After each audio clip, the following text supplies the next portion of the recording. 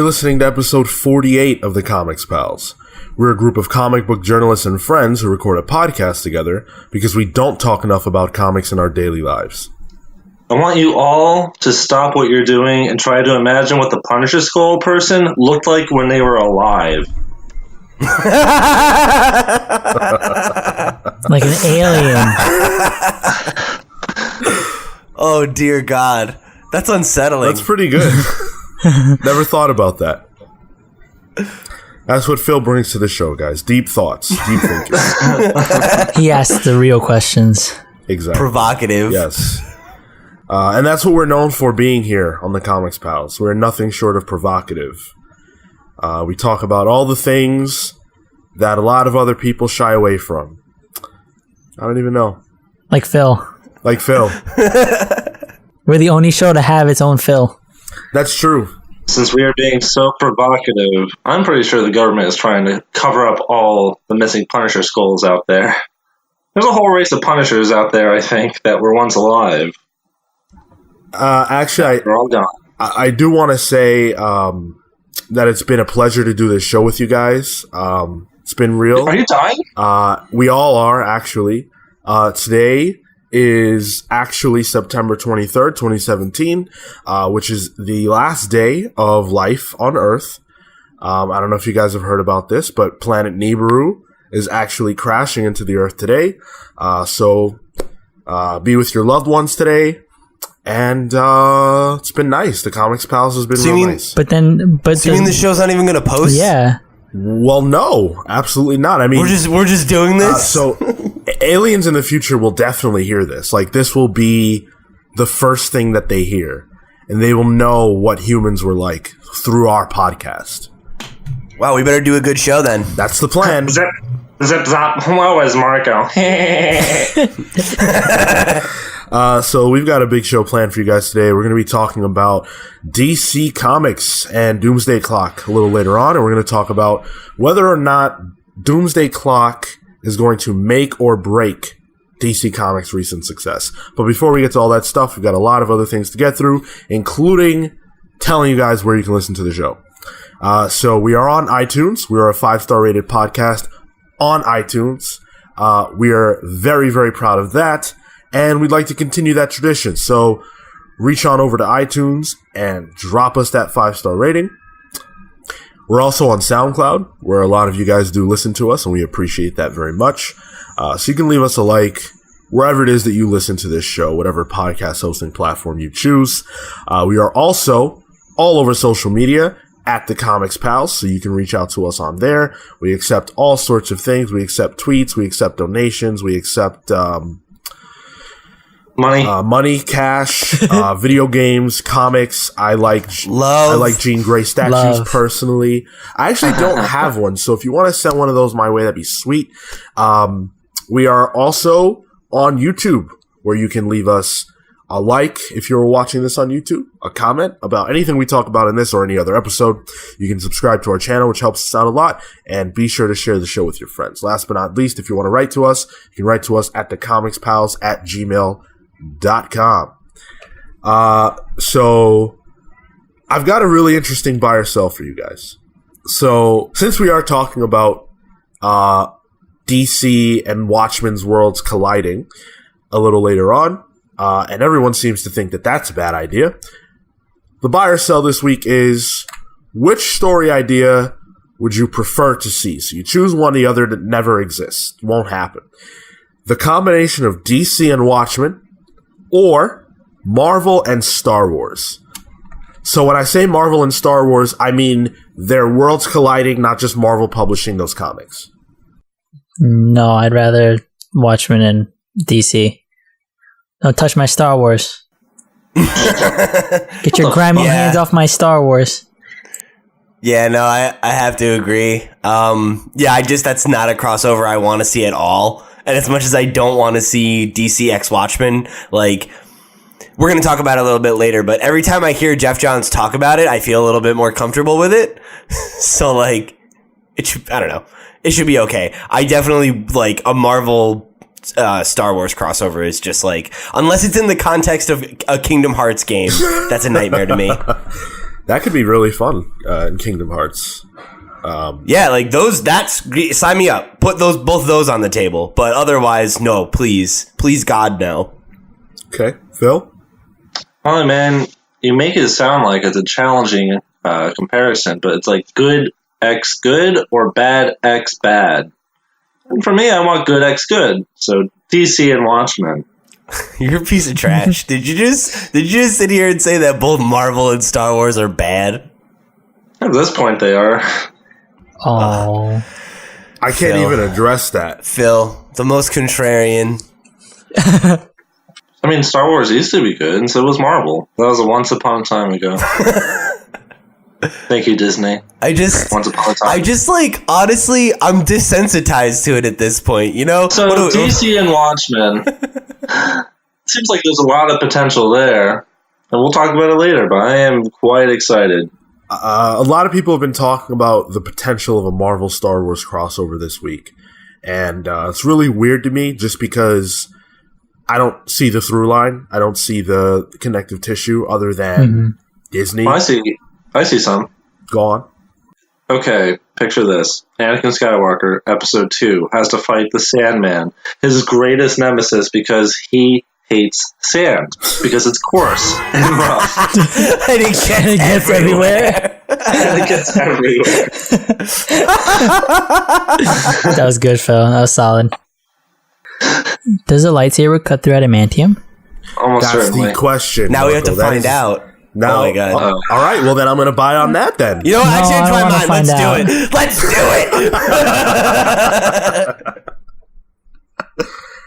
it. I am buying on an amalgam akin to the DC Marvel stuff. I'm buying on an amalgam Marvel Star Wars crossover. I now am invested in the idea of seeing Marvel characters try to fend off Jedi and Sith. Let's get into some pals pulls.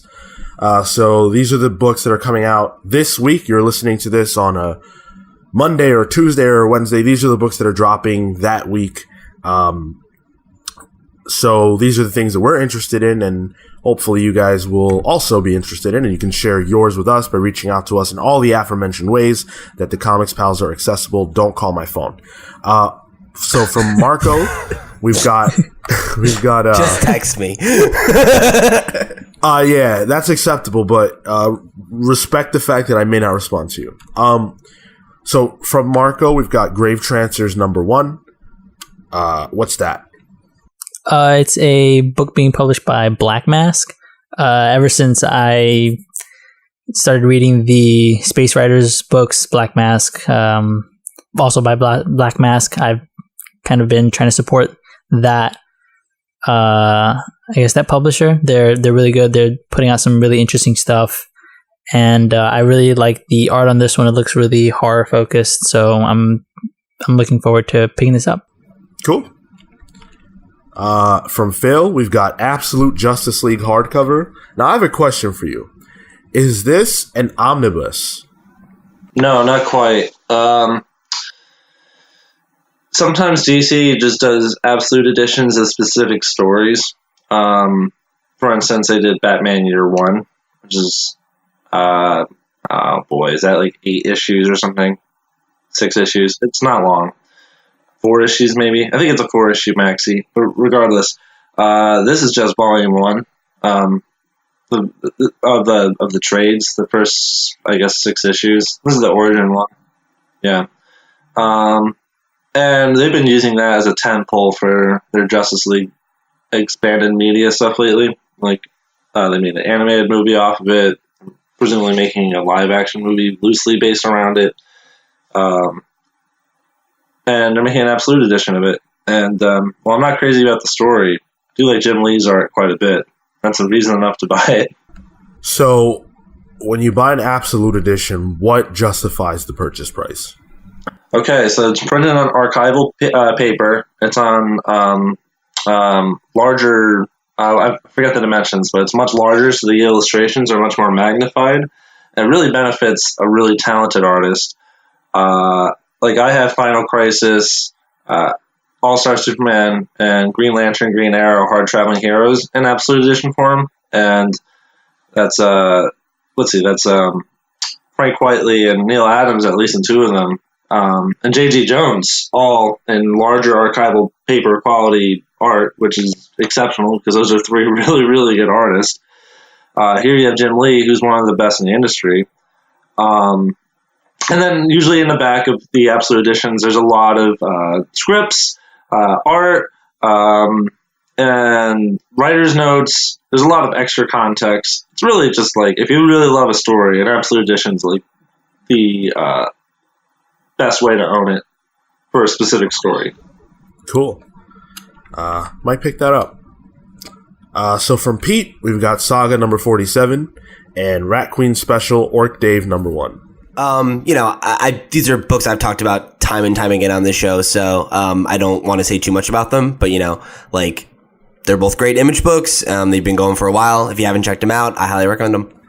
Well, I have a question for you. So I know that you've had mixed feelings about Rat Queens since the controversy surrounding. Yeah, not the quality of the story, but yeah, about how to feel about enjoying it. So is this something that you will actually pick up?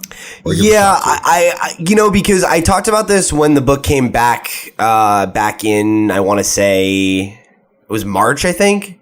And I think I threw it out to the audience as like, I asked like, who's reading this and should I pick it up again, and, friend of the show, Matt Murphy, wrote in and said that it was really good, and I still haven't gone back to it, but I mean, like, I saw this and it's like, I really like Orc Dave. So it's like, I don't know. I feel like it's time for me to give it another shot and see how I feel about it. It's like the guy who I hate isn't working on the book.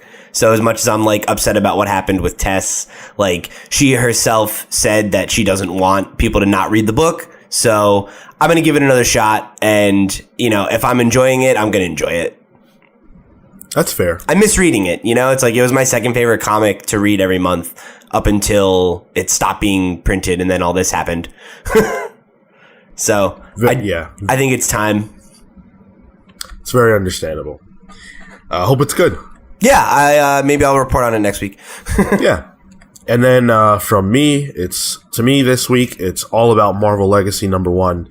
This is the granddaddy of them all. This is what's going to start the next phase of Marvel Comics. Can't wait.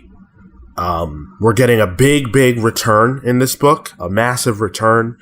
There's a lot of speculation about who they could be. We've talked about this on the show before. I personally think it's Reed Richards. We shall see. But this is Jason Aaron. This is a bunch of different phenomenal artists at Marvel. This book is in a lot of really good hands, and I think that it's going to be worth the read. So I am very much looking forward to it. All right, so let's do some news. Because right now we're about to talk about, to me, the coolest thing that I've seen all week, which is the Punisher trailer. It did drop. Finally, we got it. There's been a lot of teasing. Netflix has been very coy about when we get a trailer, when the show is dropping. They're still very coy about that. But we finally got the trailer. What do you guys think? Frank Castle can't play guitar. Oh, God. Bad form. Jesus Christ. Oh, the trailer was good. The man's just trying to express his pain through music, Marco. He doesn't need your judgment. Well. He's a veteran. No, the trailer was dope. It was really cool. Oh, you heard it here first, folks. Marco does not like the veterans. It's time for his heel turn. Marco's been a heel for the duration of the show. I don't care if he's been in Italy or not. He's still a heel. Passed by Wakanda, too. Like, all over the place. Oh, you sold vibranium from Wakanda? Yep. Jesus, you're a true heel now. Anyway, no, I like the trailer. I mean, like, I've said on the show in the past, I'm not the biggest Punisher fan, but I definitely liked John Bernthal's portrayal of him in season 2, and it's very much informed by some of the Punisher stuff that I do enjoy. So I definitely I'm interested to see if he can carry a whole season of it, and I'll be as into it as I was for the portions of season 2 of Daredevil that were focused on him.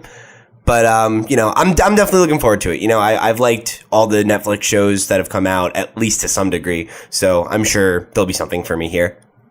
I wonder at what point we're going to be desensitized to the violence that, like at one point it's going to be like, oh, cool, like he's shooting people and they're dying and bleeding. And then, like, towards the end, we'd be like, all right, he's shooting people, like, we get it. I wonder if we're going to get into, like, that kind of a fatigue. That's the only thing I'm worried about, regarding, like, if he can handle, like, a whole season. Yeah, like if you'll be able to carry a whole season with him and, like, still be interested in that action, or, like, yeah, if you'll, like, be able to really relate to someone who is just, like, kind of a cold-blooded killer. But we'll see. I mean, they did a pretty good job of that in the first season, I think. Or not the first season, but you know what I'm saying. The first appearance of him. Yeah. So, I don't know. I feel like there's reason to be confident here. One batch, two batch, penny and dime. Listen here, Pete. I'm gonna kill all the slime. What are we playing, Dragon Quest? So, to answer the question that Marco posed, I think you can look to Logan for an answer. So, even though that's a great point. Logan's not as long as the Punisher series will be, the violence in Logan never got to the point where you were desensitized to it because it all mattered. It was all tied to something personal and relevant, and you felt every blow that Logan dished and dealt and felt, because it was all important. So I think if they keep their heads about them with this show, and they don't get into the territory of violence for the sake of violence, then that will still hold true. And if Daredevil season 2 is any indication, that's not something that we will have a problem with. But of course, who knows what the quality of this will be. I thought the trailer was excellent. I liked the choice of music. I liked the way they arranged the music in correlation with all the different sounds of the gun shots and the clicking and all that. Yeah, it was very stylish. Yeah. And even though it was very stylish, not far behind that was, the emotion that you're supposed to feel when talking about the Punisher. The shot of his wife and him talking, and then someone comes up behind her and shoots her in the head. Like, that's all very what I want to see from this show. I want to dive into... You want to see people get shot in the head? No.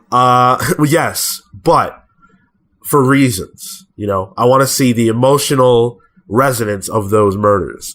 And that's what the show seems poised to deliver for me. One thing I will say is that I didn't get the vibe of low quality or bad dialogue that I got from the trailers for Defenders and Iron Fist, and to a lesser extent Luke Cage. So that's a good sign for me. Though it is a little soon. There isn't a ton of dialogue in the Punisher trailer. Very true. That is a fair point. It's mostly like well-positioned moments with a good soundtrack. Metallica. Dude, it's like, I'm not a Metallica guy, but that's like the one Metallica song I do like really get down to, and it like is so appropriate for Frank Castle's like emotional state. We don't know when exactly it's coming. Netflix still refuses to tell us. Isn't it November, I thought? Well, that's the rumor. The general consensus is that it's November. They released Jessica Jones in November. It just seems to make sense with how they've put these shows out, but we don't necessarily know. One patch, two patch, penny and time. I like Metallica just fine. Pretty good. All right, so we talked about some low quality shows from Netflix of late, and it looks like fans are starting to turn on what Netflix is putting out, at least as it relates to their Marvel properties that aren't so good, because Defenders is Marvel Netflix's least watched series to date. So this is an article coming from CBR, and they say, or Variety reports, that the show was the least watched show that they've put out, and received 17% of the viewership that Daredevil Season 2 opened to in its first 30 days. That's rough. It also has the largest week-over-week drop-off in terms of views, declining by 67, 48, and 41% over the first few weeks. Now, of course, yeah, Netflix doesn't report this type of stuff. They don't tell us. So people who are interested, industry insiders who are interested, have figured out clever ways to try to determine the viewing habits of audiences and what they are watching, and this is what they've come up with. These reports have been accurate in the past, so this seems like it could be reliable, but of course you always have to be aware that this is Netflix saying this. Not that they would even want to. What do you guys think this means? I mean, I'm not terribly surprised by that. I think when you look at the situation around Defenders and then what the ultimate quality of Defenders ended up being, that I kind of get that. You know, it's like that show came right off of the only, like, you know, truly panned show of the shows that preceded it, right? So like Iron Fist was already like, everyone was like, oh look, it's Marvel's first failure. Like, so I think people were ready to be down on Defenders, and then people complained that the first episode was slow, or that the first like 2 episodes are slow or whatever. So the fact that there was Iron Fist preceding it, there was negative critical buzz around it, or at least lukewarm critical buzz around it, and then people saying that they thought that the first, 1, 2, 3 episodes were slow, I'm not surprised that there was a significant drop-off, because people were probably like, oh, it probably sucks like Iron Fist, forget it, And especially when you... go ahead. No, finish your point. I was just going to say, especially when you think of the fact that not everybody has watched all of these series, I'm not surprised that they didn't necessarily stick it out for the team up. Yeah, and I think also it's like on top of that too is Netflix just started out strong with Daredevil and Jessica Jones and like properties that like really hit it with viewers, and so for some people the quality sort of declined until like people were already losing interest, and so those people who like sort of were sticking on were sort of burned, I think, with by the stuff that Pete just mentioned. Yeah, I mean, if you look it was like... Oh, no, go ahead. I'm sorry. Yeah. No, I finished. I was going to say, if you look at our own ranking, it's in reverse chronological order. Like when we did our first official ranking, Daredevil Season 1 was number 1 and Defenders was the last. So if that reflects the general audience's opinions of these shows, then, yeah, I mean, that's kind of like the natural conclusion of this, right? Phil? I think this is indicative of the fact that in 2017, audience perception really matters for media. You see it with the Warner Brothers films. When they are not well received, they do poorly. A lot of people were not excited about Wonder Woman, but word of mouth, I think, had a lot to do with the fact that people became enthusiastic to see it, and it did exceedingly well. Iron Fist and Defenders both had really bad reputations. In today's culture, there's just a lot to grab people. There's video games, there's comics, there's TV shows, there's music. Excuse me. And if something isn't good or is not generally perceived as good by the wider cultural zeitgeist, why are people going to, affiliate with it? In the case of Defenders, why is anyone going to watch Defenders if people are saying Defenders isn't good, especially after Iron Fist, which people didn't watch either, by and large? Yeah, and I honestly think that, like, to some degree, it's even more than, like, good, it's great. Right? Like, why would you watch something that isn't great? Or why would you interact with something that isn't great if you are someone who's like, people like us who are like, media savvy, who like try to check out the best of everything. It's like, why are you going to make 8 hours of time for something that people say is like kind of okay? Yeah. I think like we're the kinds of people who would do that, right? Well, like, we would, because we have a podcast. Yeah. And then most other people are going to say, no, like, I'm not interested. Netflix is full of things that are more worth your time. than Defenders. And realistically, a lot of people like that in that position will listen to someone like us who says, oh yeah, it was okay. And they'll be like, okay, it's not worth my time. Yes. And that is where the criticism of websites like Rotten Tomatoes comes in. And I think that criticism is totally ridiculous because that's kind of obscuring the real problem, which is that people now just are smarter than they've ever been in terms of knowing what's worth their time and what isn't. And it's like, I don't even know that it's smarter. I think there's just more options. To Phil's point, you have so many options of how you could spend your time. So like, it's easier than ever to sniff out what's not worth it. Well, I think it's both, because nowadays you watch a trailer and this is not good. This doesn't look good. And people know what works and what doesn't. Even if they can't articulate to you why they want to see something, they can tell for themselves why they don't want to watch something. They know when something looks bad and they avoid it. And that's the real issue. So when it comes to Netflix, or when it comes to anyone who complains about, not that Netflix is complaining about Rotten Tomatoes, but when it comes to anyone who complains about Rotten Tomatoes, do your job and make something good, and people will go watch it. And that's it. So just remember, listeners, if you see a trailer or a pilot of something that's bad, whether it's something like Inhumans or Defenders or what have you, you could be using that 45 minutes to be listening to the Comics Pals instead. You're going to need a lot more than 45 minutes to listen to this puppy. But you could be using that time to listen to us instead. Or you could be using that time to jump over to our YouTube channel and check out some of our brand new content. Plugs. Or you could just consume no other media and live in the realm of the Comics Pals 24/7. I mean, hey, we're getting to the point where we put out enough stuff that you could do that. Yeah. So let's talk about Thor 3. Let's talk about Thor Ragnarok. Let's not talk about the actual movie, though. Let's talk about a sweet trailer, a fantastic trailer that the great people at Nerdist put together.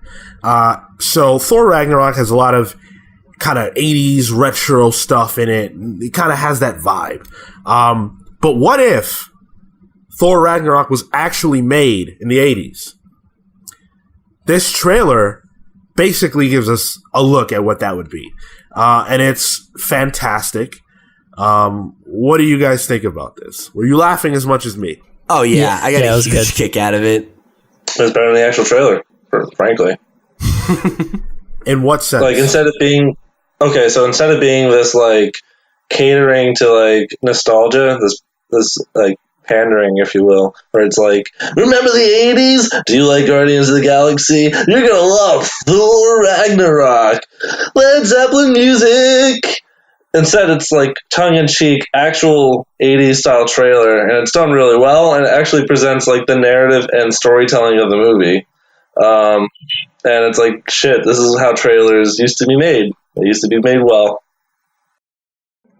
It was good. God. It was good shit. I think if you played this trailer, like if this were the trailer for the movie, it would do more harm than good. I think if it were the actual trailer in the movie, I think it would go over well with older audiences. They'd be like, this is funny and quaint. But with younger audiences, they probably wouldn't like it. I think it would resonate in a sense of like looking back to like a previous generation, because obviously you can sort of tell that it's trying to sort of be that older kind of trailer, and so we might appreciate that. Like I appreciate it because it tried to do that, like when or movies that sort of do that are in that style because it is stylized.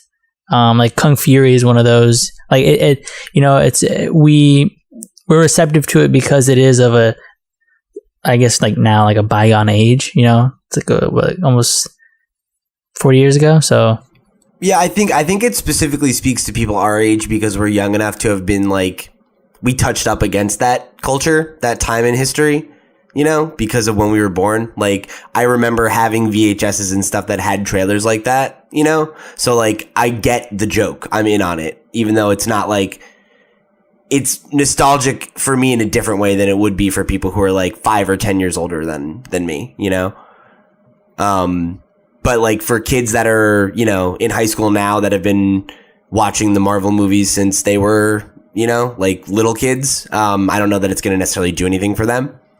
I think they'll know what it is, though, and that's what is where I'm basing my opinion from. Is like I think they'll know what it is, and they're able to recognize it. But that's different than saying it would resonate with them. And I think the reason why this works for us is because it resonates, whereas for younger people, they can understand it, but it doesn't have any emotional weight to it, and so it could, not necessarily saying it does, come across as cheesy.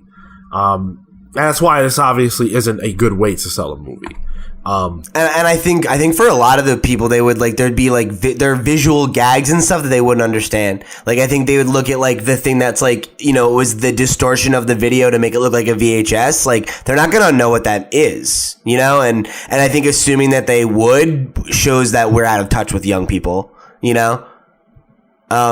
Because like, I've had conversations with like, you know, one of my friend's younger sisters who's like 19 now, right? And when I asked her, I was like, you know, the little icon that they have next to the save button? Do you know what that is? And she had no idea what a floppy disk was. And she's not that much younger than us, you know? It's like, we're talking about 5 or 6 years. And it's like, okay, like, that's a lot of time to be like distanced from some of the nuance of what makes this gag work, you know? Absolutely. Also, I don't know. I mean, I didn't grow up with A-tracks. You know, I never had a reason to be exposed to them, but I was aware of what an A-track was. You know what I mean? This is like awareness of the past. But I think it's because of your proximity to that past, you know? Because, like, yeah, like, there are always going to be some, like, I'm sure there are some young kids that know what floppy disks are. Or That's like, what I mean. That's what I mean. Yeah, like, of course there will always be, like, little hipsters like that. But I'm talking about, like, the average person, you know? Who isn't, you know, who is, like, we were born 5 years or 3 years or 4 years, depending on which one of us you're talking about, removed from the 80s, not 10 years removed from it, which is a big difference. There's also, you know, at least I feel this way, and it could be very much due to the fact that I'm just living in it, but it feels like things are moving at such an accelerated rate that the difference between when we were kids and where kids are at now is crazy, just because of how much new stuff is always coming out. And that's how, and in my mind, stuff that's older gets older faster just because of how much stuff eclipses it at a rampant rate.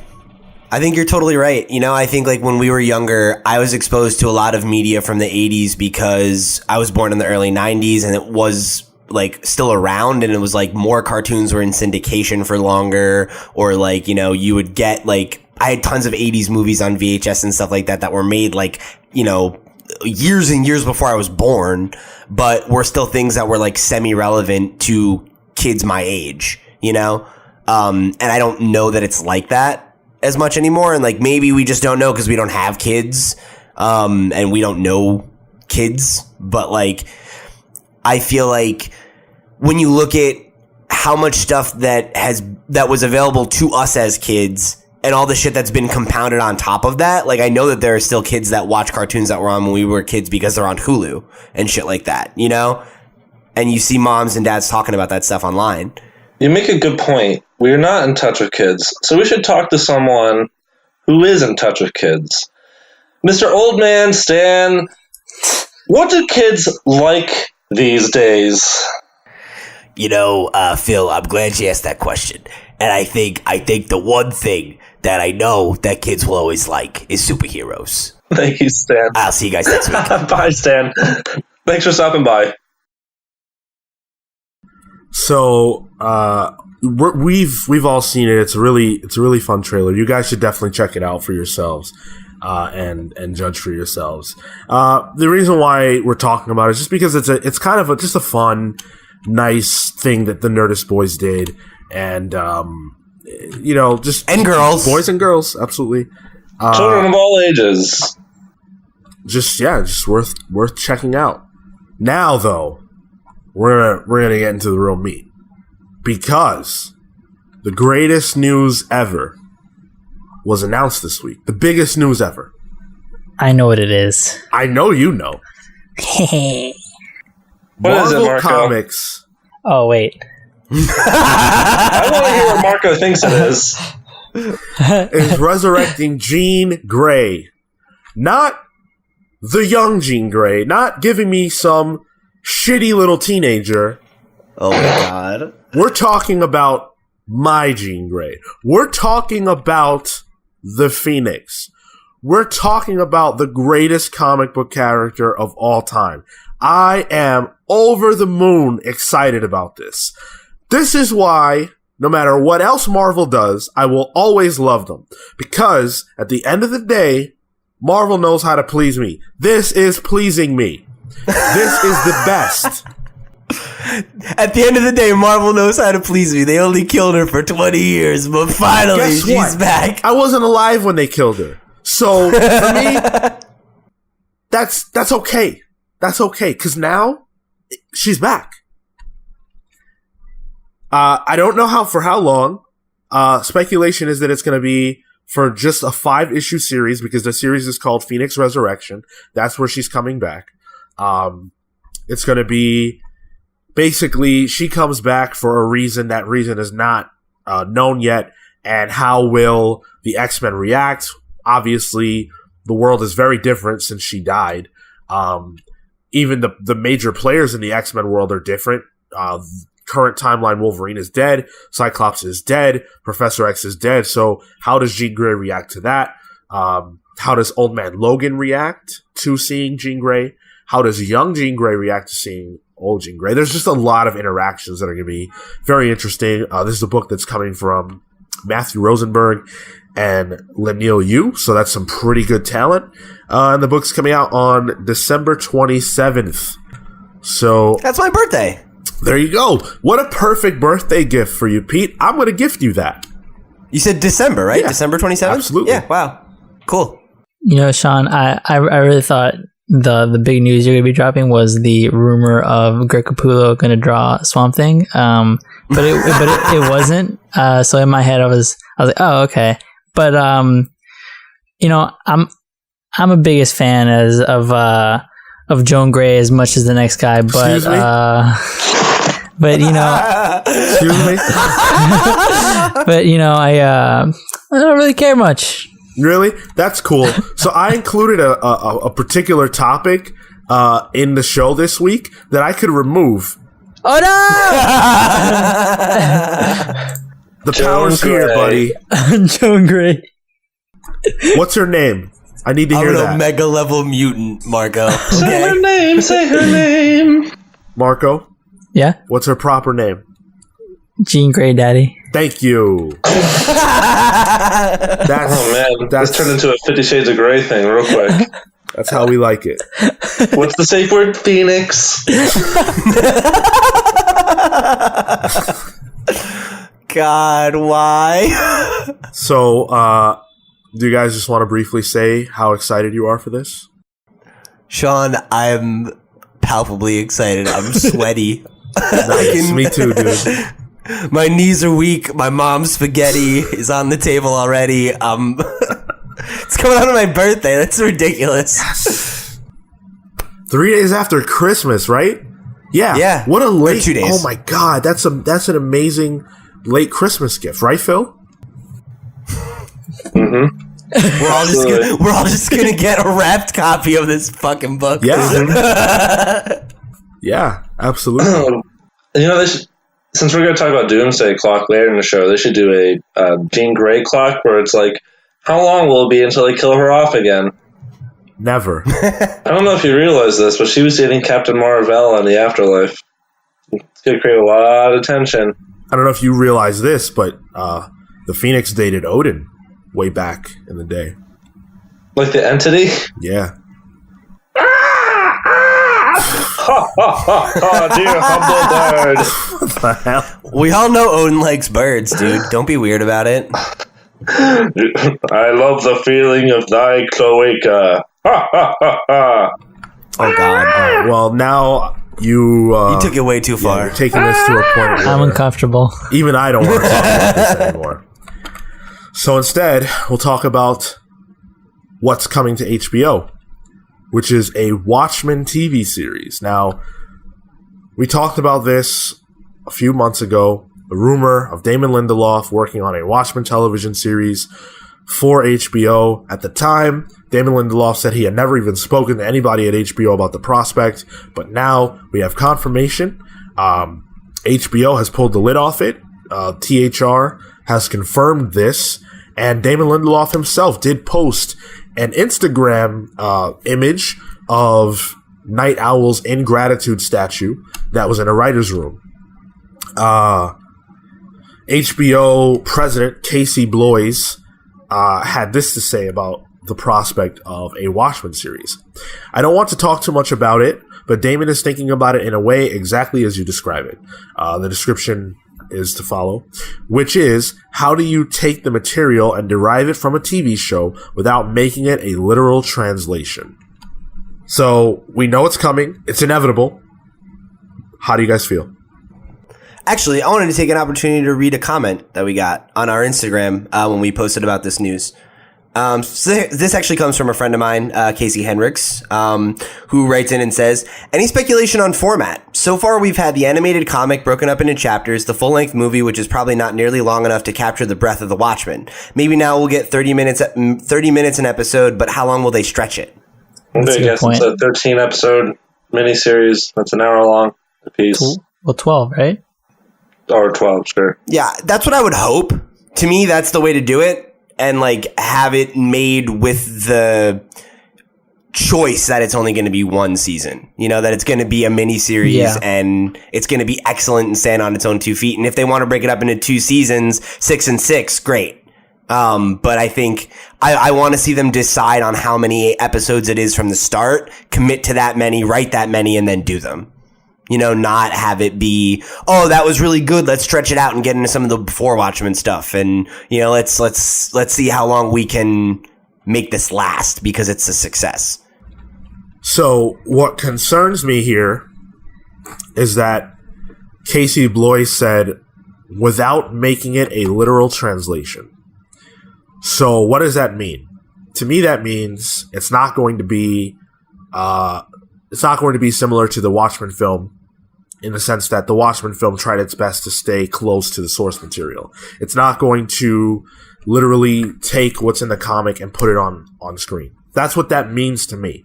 And so if that's not what they're doing, then what the hell are they doing? Because I'm not terribly interested in Damon Lindelof's Watchmen in the sense that he's crafting a story that's outside the scope of what Alan Moore had to say. I'm not terribly interested in that. I think it really depends. Like, it's too early to really say for me, you know, because I am kind of interested in the idea of something that's not necessarily a slavish adaptation, because I don't think that worked for the Watchmen film. And I think when we've talked about it in the past, like, that's been my primary concern, is that it's really hard to make a shot-for-shot film remake of the comic because so much of what it does visually are things that you can only do in a comic. And I don't mean like with special effects or whatever. Like, I mean the issue that's a mirror image of itself and stuff like that. Like, I don't think that's necessarily something that's achievable the same way in film. And I think not trying to recreate things beat for beat, but trying to capture the core of the story and of the characters and of the themes of Watchmen is probably a better idea, and could lead to something that's like, feels like Watchmen, that feels like the spirit of Watchmen, that maybe is a little bit different. And I don't necessarily think that's a bad thing. Yeah. If it's well executed. I have no interest in a shot-for-shot remake. I'd rather see an artist or a creative talent's interpretation of something and to give us that interpretation. And frankly, as I've said many times on this show, could be good. then why not? Why can't it be more than 12 episodes? Why does it have to? If I didn't say that. No, I said that. I'm referring That was to my Pete and speculation. Marco. You guys said that it should be like 12 episodes, that they should commit to one season or two split. If they're not slavishly recreating the show, and if we're saying that Damon Lindelof should put himself into it and should embrace the spirit without necessarily adhering to exactly what's in the book, then why not go forward and do something totally different? Because I think that will be a problem. You know, I think when you look at a lot of the really, really well executed television dramas, there was a clear narrative arc that was like, you know, like Breaking Bad, right, is one of those like, oh, this is one of the all-time great shows. That's what most people think. And from the beginning, it was supposed to be 5 seasons, and it was, yeah, like not every beat was decided from the very beginning, but it was very much like, well, this is where he starts and this is where he ends. Let's tell that story. And like, I think when you're doing an adaptation, like, I don't necessarily think they should go completely off the rails and do something that's totally unrelated to the original. But I think reimagining it in a way that speaks to David's vision is something that could be good. You know, you mean like visually, not or and again, even if he changes some of the beats of the story, but speaks to the message of the book, like I could be okay with that, is what I'm saying. But you know, but again, then why is that limited to 12 episodes? Because if it's his vision. Throw 12 episodes out. I want to see it be a fixed thing.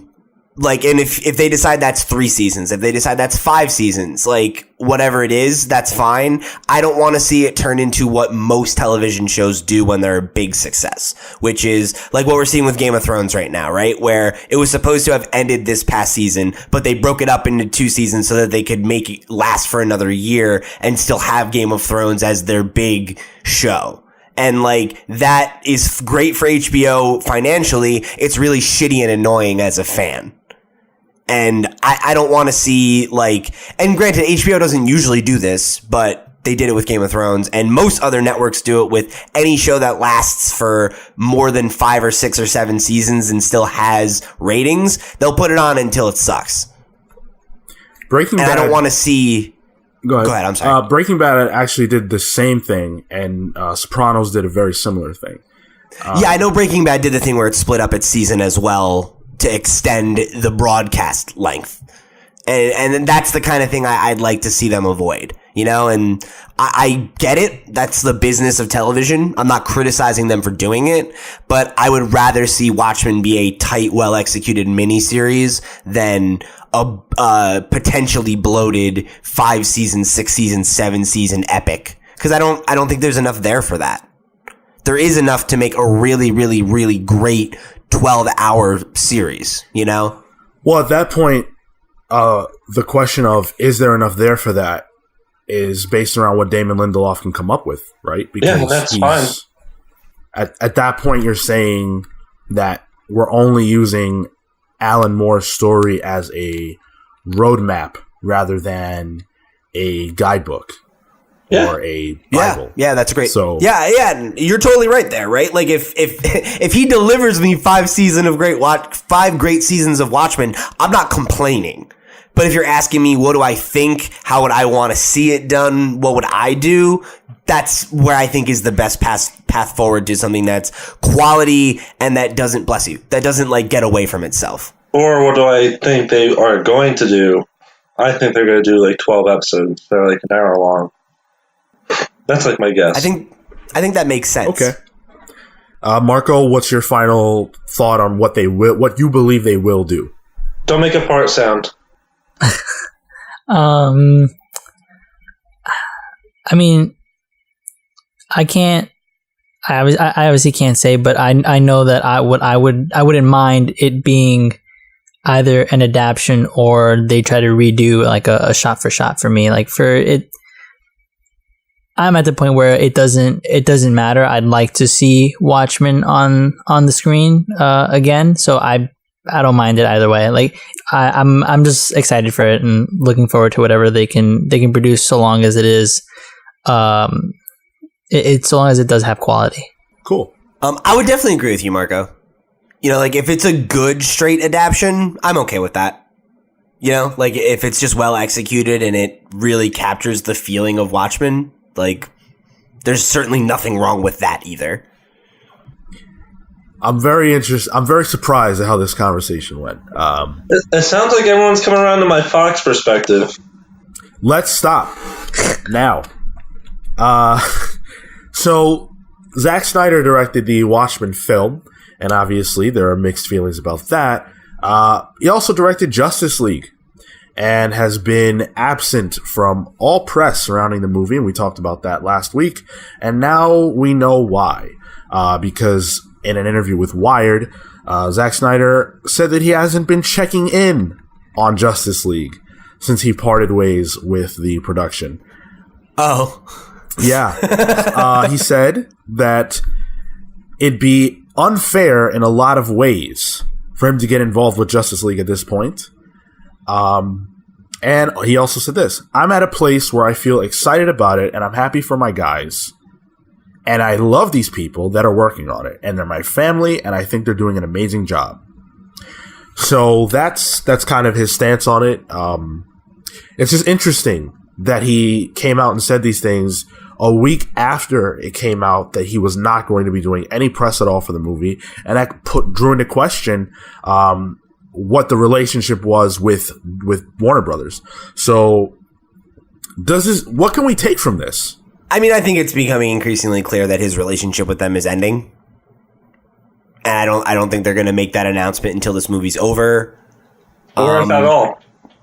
Yeah, I mean, that's possible too.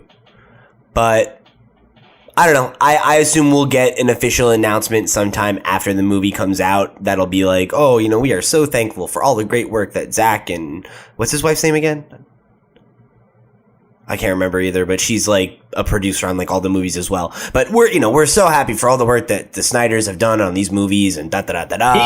Yeah, exactly. Right. And then it'll be like, but we like would like to open it up to bring in new creative talent, and he wants to go work on his independent movie that he just did, and go see that. I'm sure it's just gonna be a amicable parting once the dust settles around Justice League, I think that you're probably right. And it's interesting because Zack Snyder and WB have had a really good relationship for many, many years prior to this. And I'm wondering if okay, so follow me. The way that we approach superhero comics has changed since Man of Steel came out. And I think part of why is because of Man of Steel. Do you mean movies or comics? I just wanted to clarify. Superhero movies. Yeah, you said superhero comics. Oh, whoops, sorry.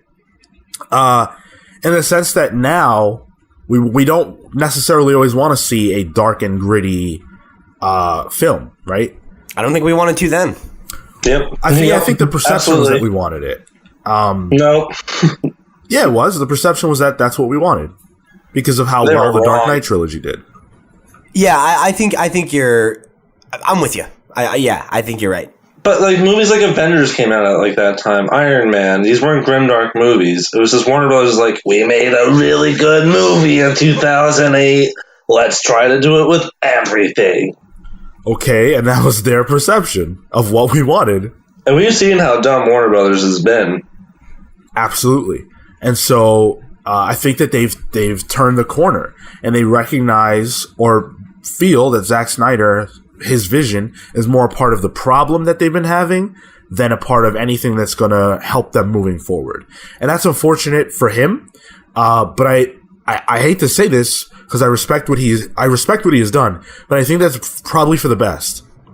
Dude, it's like I don't want to like sling shit, but I really am not a fan of Zack Snyder. I don't think he's a very good director. I think he's decent at like creating a look for a movie, but I feel like so many of his movies just look the same, and I don't like any of his superhero movies, and I don't think that I really don't think that any of his comic adaptions since 300, which is a comic I never read, so I don't even know if it's a good adaptation, have been interesting to me at all. You know, I think Watchmen totally misses the point. I think Man of Steel totally misses the point.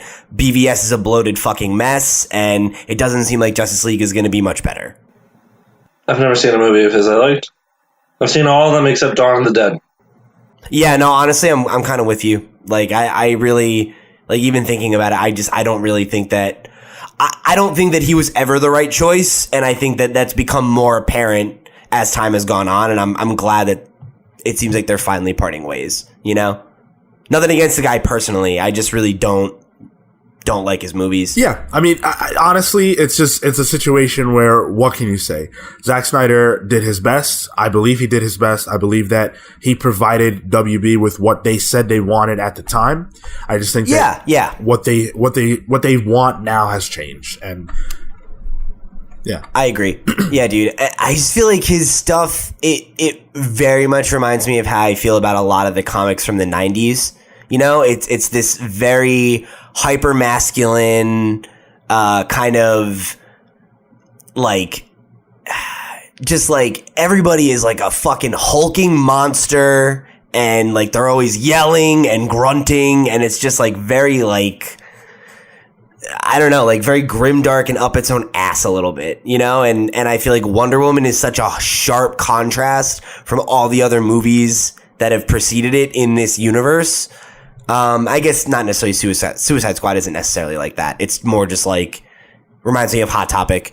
But I feel like they just feel so hollow.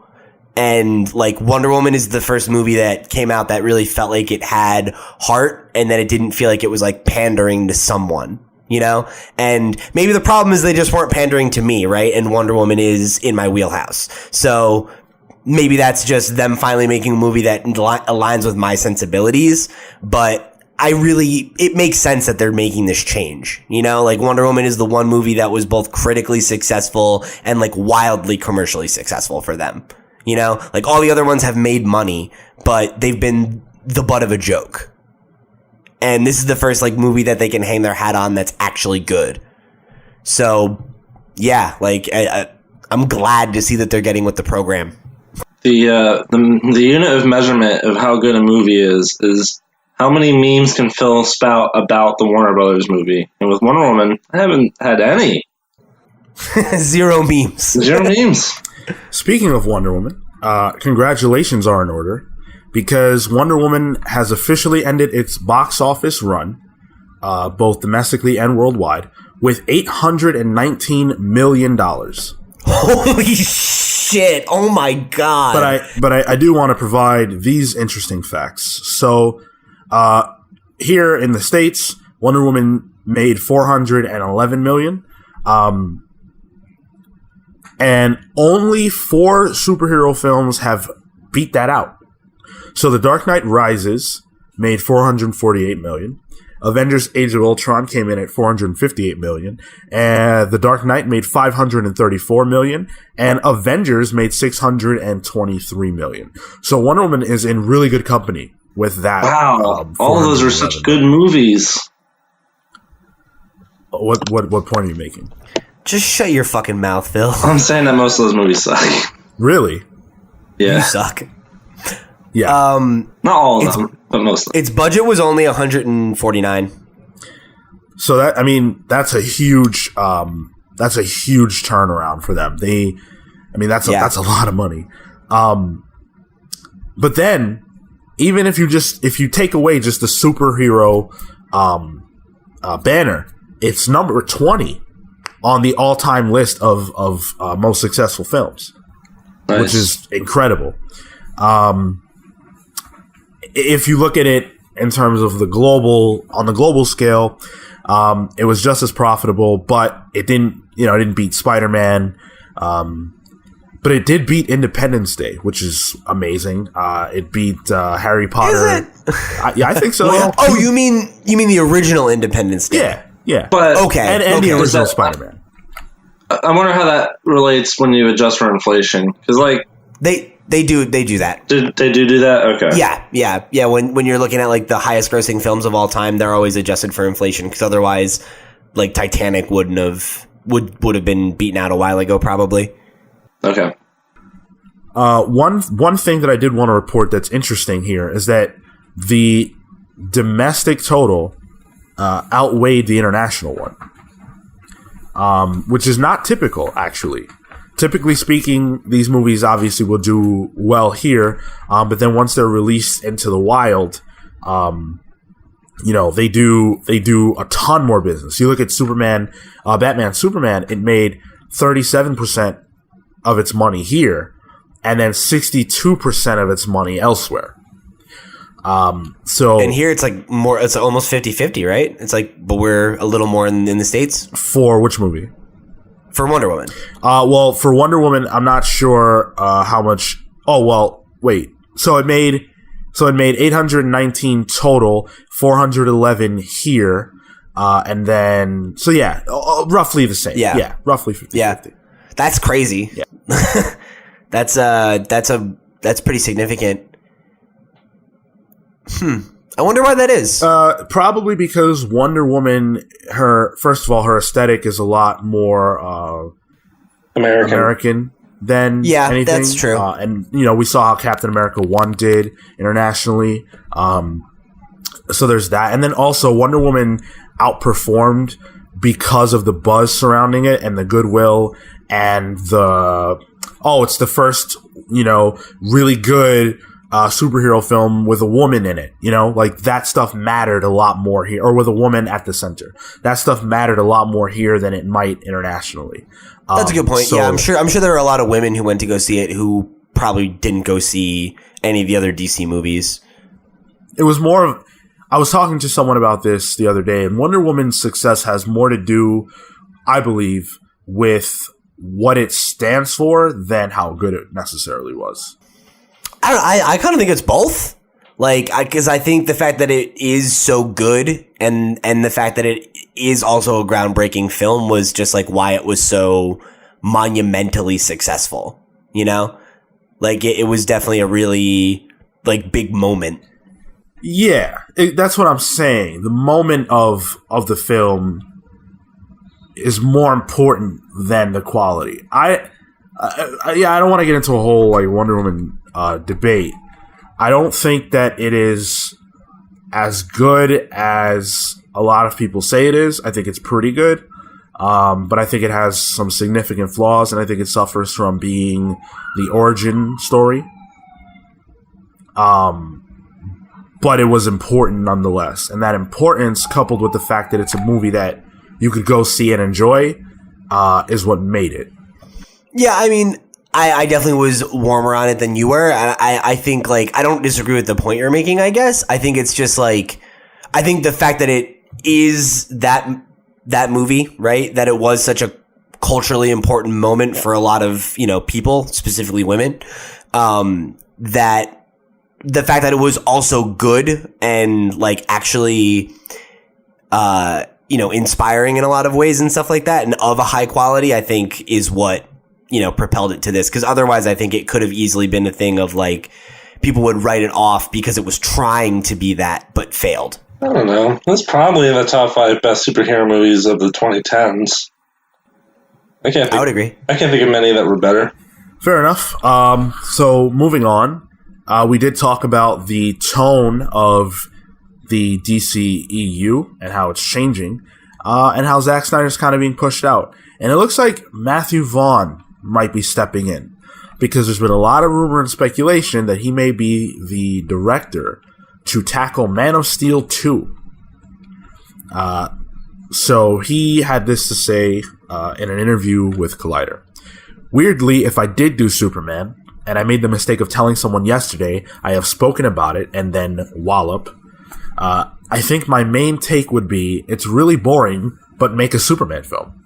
I just don't feel a proper Superman. I think Donner did it to perfection for that time.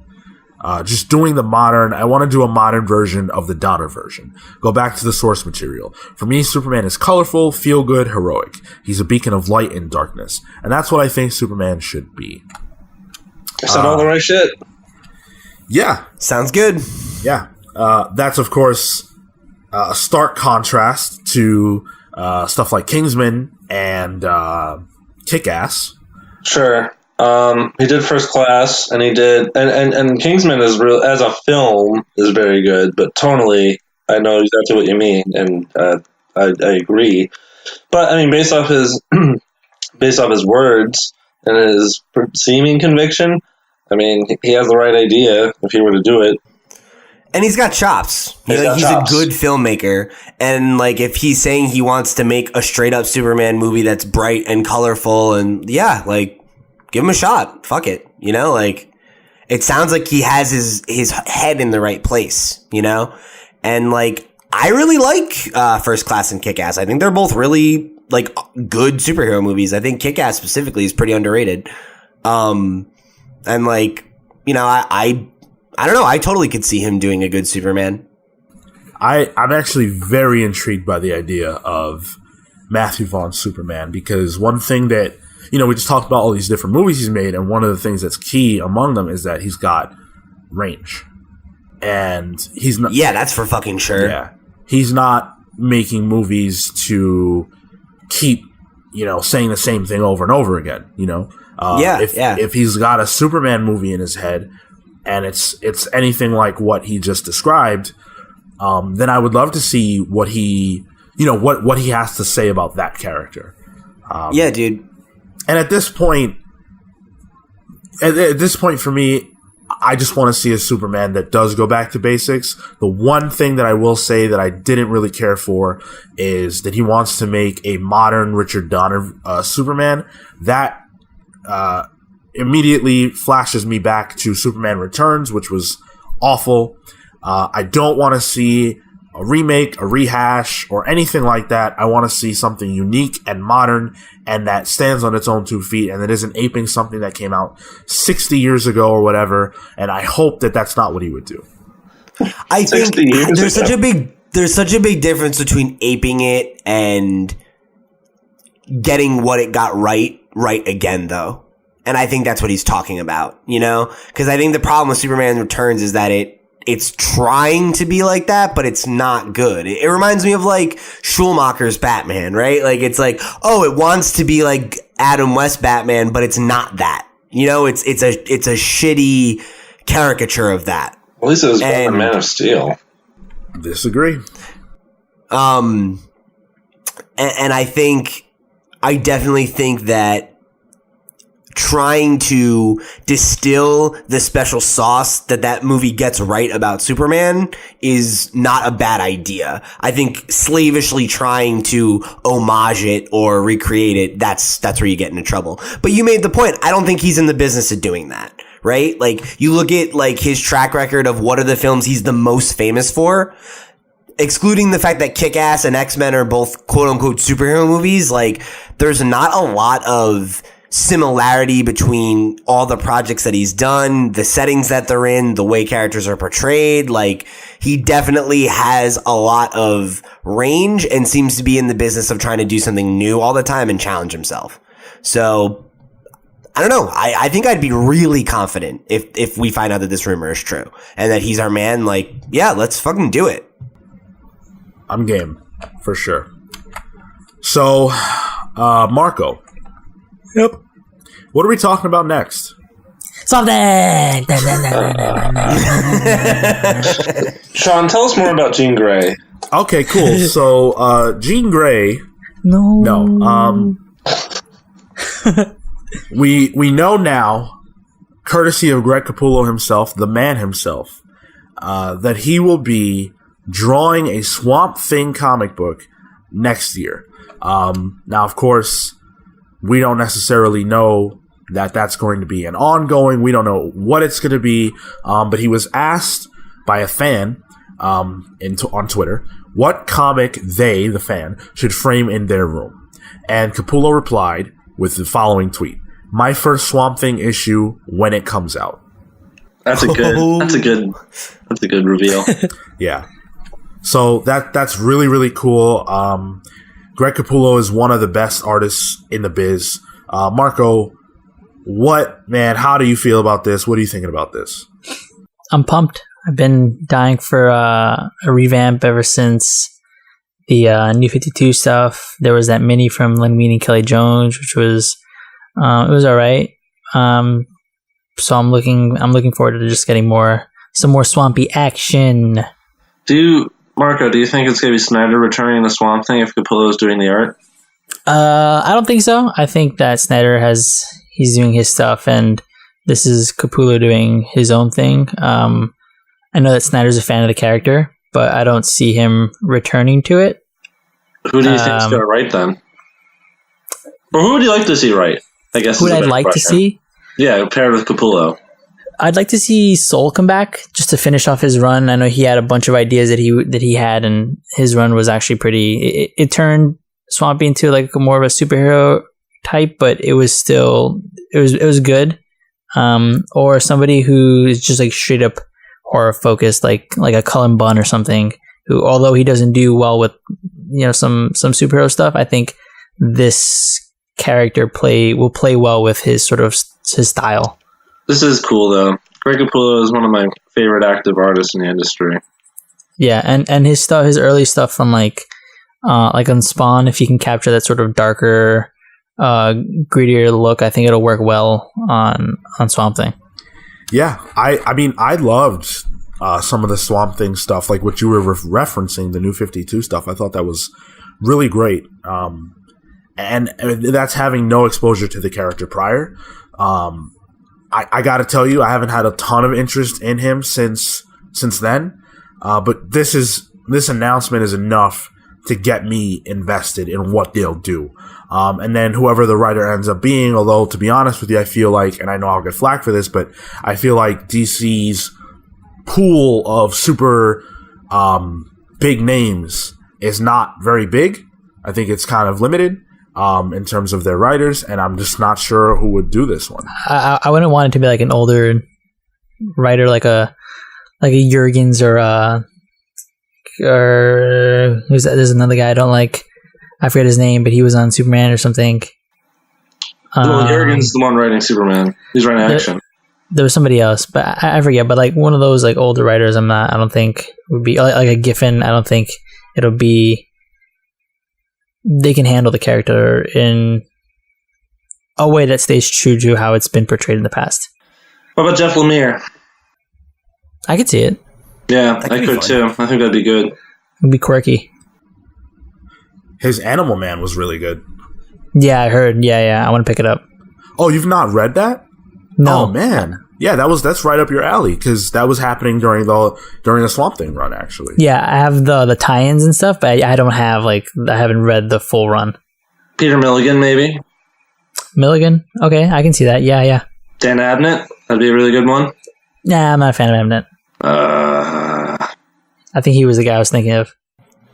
Embrace the young bloods. Just give it to Gerard Way. That'd be really cool, actually. That would be really cool, because I know he is a fan of the character. But we'll see. Yeah. Well, whoever it is, though, I think this is one to be on the lookout for. So stay tuned. Do you think this is? I'm sorry, I didn't mean to cut you off. Do you think this has like been in the works, or do you think this is motivated by Len's passing? Been in the works. Yeah. It might have also been like due to Bernie passing a couple months back too.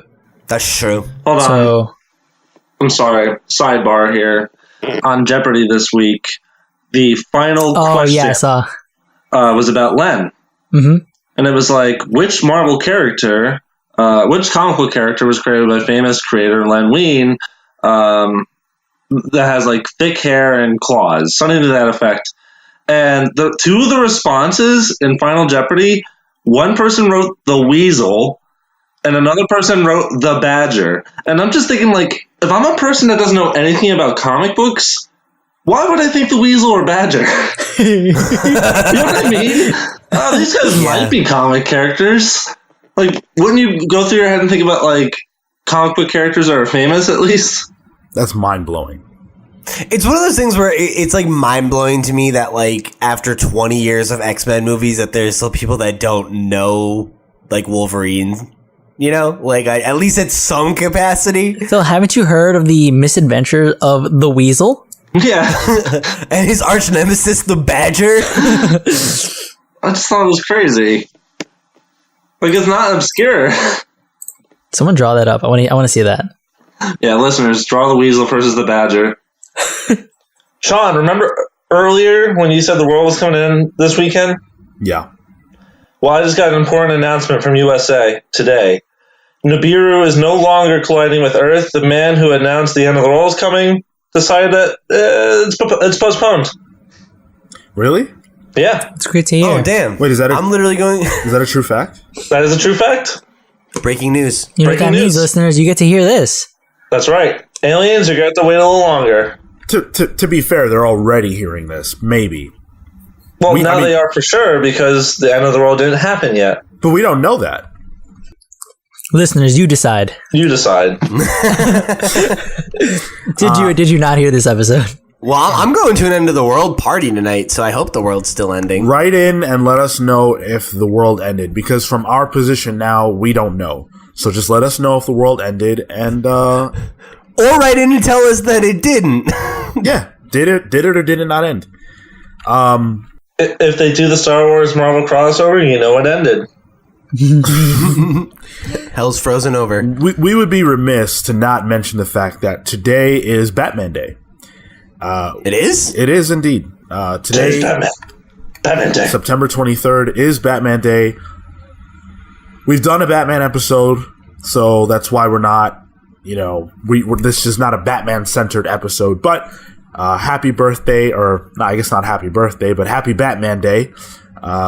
Write in and let us know. Do you know what's the deal? Why is it Batman Day? It just is. They just decided we just decided that? Yeah, this has been Batman Day for a few years now. But yeah, I don't know that there is any kind of significance. Listeners, remember on Batman Day, hockey pads are on discount and clearance. I'm not wearing hockey pads. Let us know if you bought anything special to celebrate Batman Day or Batman Month or whatever. And also let us know your favorite Batman comics, Batman stories. Let us know. Ours, you can go back and watch our episode whatever about Batman. We go into all that stuff. So check that out. I think it's like 17 or something like that. Yeah, maybe.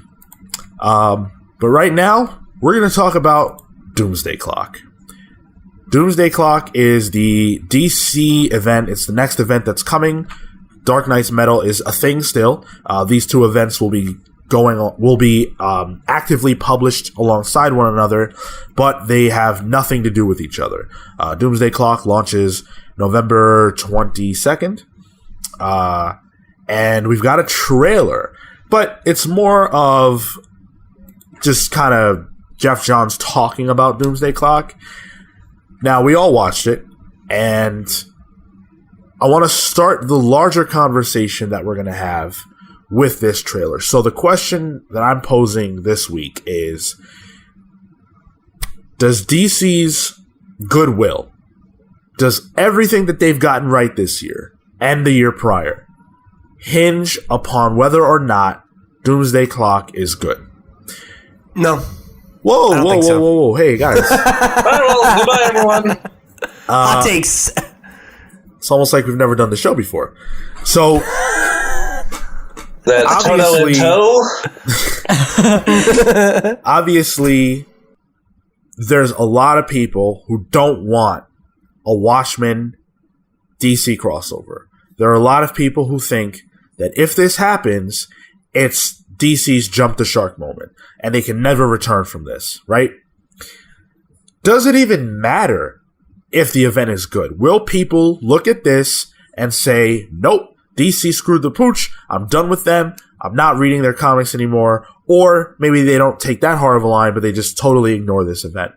Now, Geoff Johns and DC collectively have done a ton of interviews. They've done a ton of press to try to make this thing something that people are looking forward to. And I think in a lot of ways it has worked. Buzz around the book is mixed, but positive because of who's attached and because of what Geoff Johns has had to say. Geoff Johns and Gary Frank are known for nothing other than putting out phenomenal books. And Phil, you can attest to that. So the quality, right? The pedigree that's attached leads one to believe this is going to be good.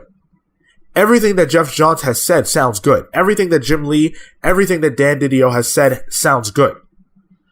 But there's still some cause for concern. Let's save that portion of the conversation for a little bit later and start with this trailer. What did you guys think about what Geoff Johns had to say in this trailer? I think that he's approaching it from a good standpoint. At least for me, like he realizes that he said it.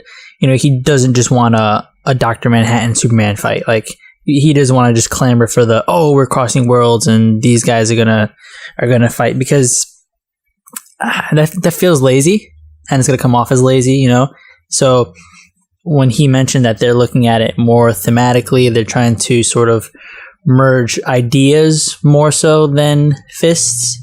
That I think that's a good direction. I think that's a good way to treat and respect the characters that Alan Moore created, to respect the book, and still find a way to marry this new DC universe with the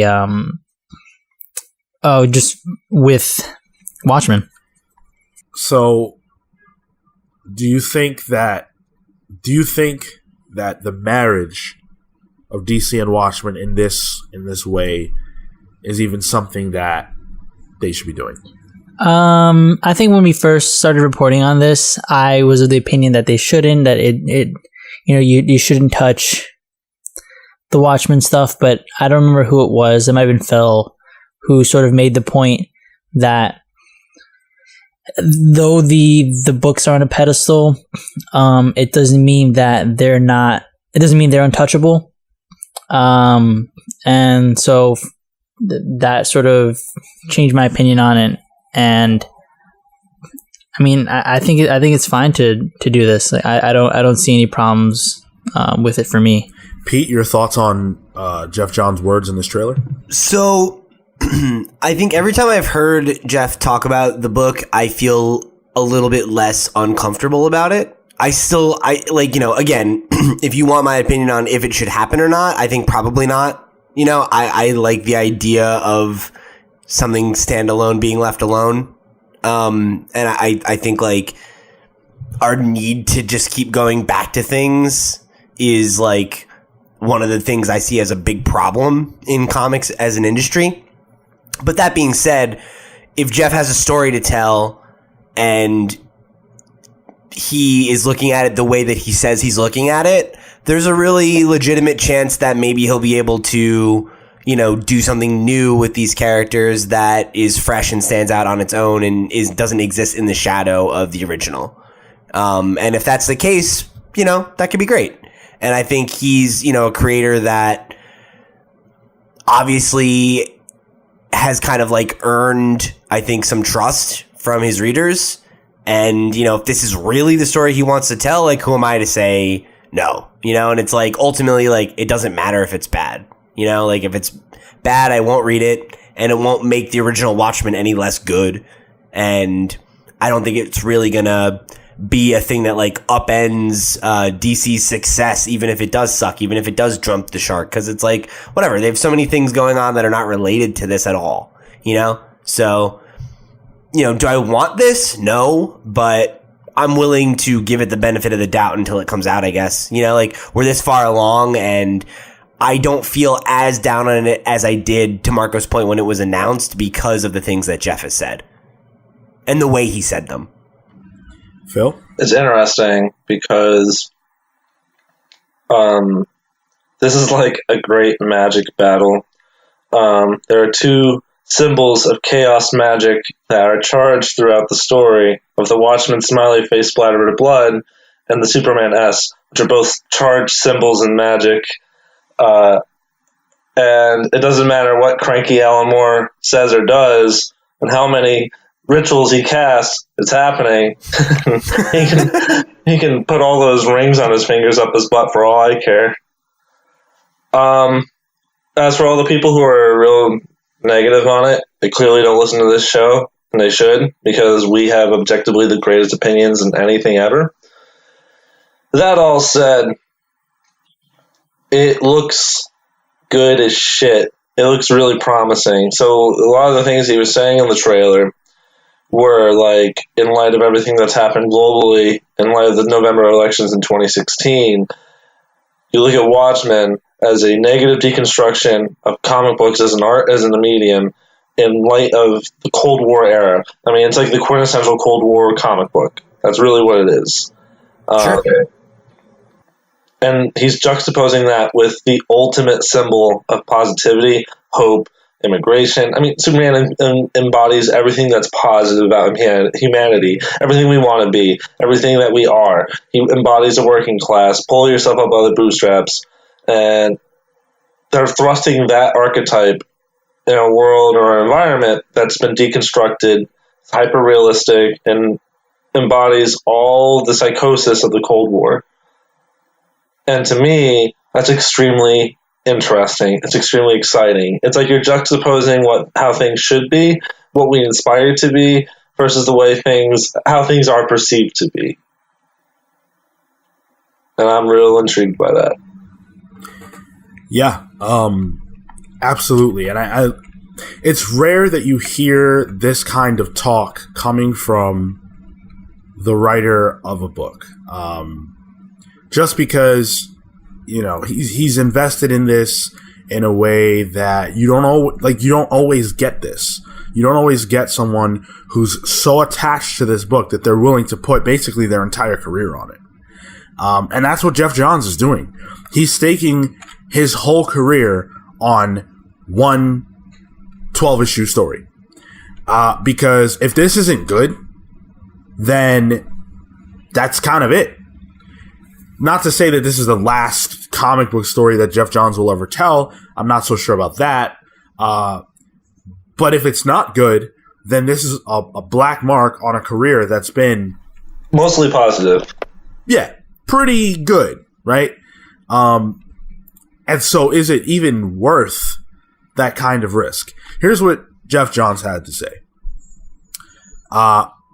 I was talking to Gary on the way down this morning. We talked about a layout he's doing right now in issue number 2, and I love it. I have to say, he loves it. Every minute I spend on Doomsday Clock, I love comics. That's my heartbeat and my first love forever, and I will never, ever stop loving comics no matter what happens. This has been a joy to work on, a privilege, and an honor to work on. I know it's risky, and I know it's a challenge, and I know there's people out there who think Watchmen shouldn't be touched, but I have a story to tell. I believe in the story, and so does Gary. Gary has a story to tell, and we're going to tell the best damn story we can. Could be good. Yeah, and fuck Watchmen reverence, honestly. And I get how important it is. I get how good it is. But, like, this fucking man-brat mentality of, like, don't touch my Watchmen! No! I don't know, Phil. I honestly, I feel like you're such a hypocrite, because I feel like when it's... Really, because when I think it's fashionable to hate on that kind of thing, you do that. But if people weren't so like, oh, you shouldn't touch the Watchmen because it's so good or special, you would probably be like, why do we need to be rehashing everything? Why do we need to cross over this with that? Like the difference here is that we don't do shit with the Watchmen. Really, I mean, except for before Watchmen. And the main thing here is someone has a story to tell. That's the main thing. This isn't DC. I mean, it could be, but that's not the narrative that's coming out of it. This isn't DC saying, we need more money, so let's do more Watchmen stuff, which was the narrative that came out of before Watchmen. This is arguably one of the best creative tandems of the last 20 years collaborating on something that has a lot of promise because there's a story to be told. What did you think about... Well, actually, first of all, did you read anything from before Watchmen, Phil? No, and it's I was affected by the stigma at the time because I was like, this is just DC trying to cash cow a major IP. But I looked at all the talent attached to it when Doomsday Clock was announced, and there's a lot of really good writers and artists on those books. So this is what we've talked about many times. It bothers me about comic book fans. Before Watchmen is good. Yeah, I believe you. Some of it. There's some really good. I read every single tie-in. There are some really good stories there. And there are plenty of people who, like what Phil just expressed, didn't give it a chance because the perception was, oh, this is just a cash-in. And unfortunately for DC, even if the books were good and the sales were all right, it's still like, oh, you better not touch this, or you better not touch it in this way because fans will turn on you. And that's bull. They should do what they feel like doing with characters that they own and let the result be the result. You look at like Secret Empire, for example. Secret Empire, critically, people loved it. Commercially, didn't do so hot. Why? Because the perception around it was negative. I'm worried about Doomsday Clock receiving the same kind of reception from audiences. I mean, I think that's totally possible. But I also I don't think that people are wrong to feel that way. Like if they're saying that they don't want more stories told with these characters, you're right that DC's within their right to do what they want with those characters, but then the consumers are just as within their right to say, well, I don't want to read it. Sure, you can say you can choose to read or not read anything, but if you're only doing so because you're taking a hardline stance, then you're denying yourself the opportunity to read something that's really good. And I don't see any reason at all to do that. You're being deliberately obdurate without given it a chance, which is Sean's whole thing about Secret Empire. And interestingly, though, DC Comics Senior Vice President John Cunningham told retailers at San Diego Comic-Con that he believes Doomsday Clock #1 will be the biggest selling comic of the year. It could be, honestly. That's probably true either way. That's probably true even if it sucks. You think so? Yeah, I do. It has. It has what was the on biggest? Yeah, right. And not only that, what was the biggest selling comic last year? It was fucking Suicide Squad versus Justice League, and that book sucked, and people bought it anyway because it's a big marquee event thing, and I think it gets people who actually read comics pick it up because they want to see how it is. It gets lapsed fans because they're like, oh, cool, an event. And I think it gets people who are like sharks who go up and pick up #1s that they think are going to be worth money. In contrast, though, didn't Civil War II, which was tied in with the film, not do well with casual audiences? Civil War II actually did really well. Did it actually? Yeah. Okay. Well, that's why I didn't speak definitively. I will say this. I met and spoke with Gary Frank last year at New York Comic Con, and if he's there this year, I look forward to doing the same.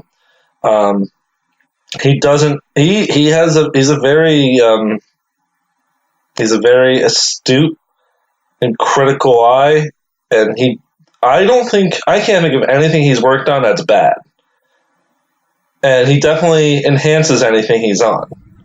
Yeah, absolutely. And the fact that he had reservations at first and Geoff sold him on it leads me to believe that there's something really significant and meaningful here. The way Geoff's talking about it, making it sound like this is going to be his magnum opus, his final crisis, if you will. I think that there's something really brewing here that's special. And I personally think that if it really is that good, that people will respond to that. You know, I have doubts that it'll suffer from the same things around Secret Empire, since we're making that comparison, just because I think the problems that people have with Secret Empire are more about ideology. You know, or more about well, Captain America should never be portrayed as a Nazi because X, Y, and Z. Or I don't like Nick Spencer because of how he is on Twitter. Or I think that he's, some kind of conservative that I don't like or something like that. I feel like the charge around that book is politically motivated, not fandom motivated. And I think if this book comes out and is really great and has this great creative team and it is a magnum opus, all-time great story, that people are going to read it and get over it. Because I think the concern is that they're going to dredge up Watchmen and do something shit. And whether or not there were good stories before Watchmen, that had such a different narrative around it. And I think they've done the legwork to try and present this as something different. And I think if it succeeds on a critical level, that the sales will be there as well. The only other thing I want to make note of is I think Geoff Johns is arguably the best writer on Superman of the post-crisis era. It's like him and Morrison. Yeah. But Geoff gets... I think a lot of people feel that way. Geoff gets Superman. Geoff gets Superman. I think Geoff gets Dr. Manhattan. I think... Well, did he work on the Dr. Manhattan before Watchmen book? It's just like the language that he's using to describe the character in everything that he's said since this announcement. I think that... Go ahead. It's just interesting because, you know, Lex Luthor is the genuine foil to Superman, right? You know, he's cowardly. He wants to be peak human. There's no empathy. It's all about the self. Whereas Dr. Manhattan, as a concept, really seems like the opposite of Superman. As some people say, the opposite of love isn't hate, it's apathy or indifference. And Dr. Manhattan, at its very core of a concept, is extremely nihilistic because there's no motion, which is something that's thematically explored throughout the book, especially when he's involved with Silk Spectre. And Superman, by definition, is empathy. He's compassion. He is love. And so for him to kind of brush up against Manhattan, I think is an interesting thematic comparison. Yeah, and Geoff himself made that comparison as well, saying, like, that's the kind of moment that he wrote it around, right? Was that he wanted to see these two characters come and sit down and have a conversation, and not even because of, like, that ideological difference, but of the mirror image there of, like, Superman is a god who just wants to be a man, and Dr. Manhattan's the opposite of that. He's a man who became a god, you know? Yeah. So, listeners, if we're not selling you on this concept, then you're not actually listening to the show. Rewind the last, 20 minutes, re-listen to what we said, and listen closely, because the point is, we're shilling hard for this book because it sounds damn good. And, maybe that's the thing is, I think there's something here for sure. But, I don't know. I think we should just wait and see, you know, because, I also understand people's trepidation, you know? So, real quick, I want to make the point. It's a quick correction that Justice League Suicide Squad was not actually the number one selling comic last year. Was it? No. Or was that 2 years ago?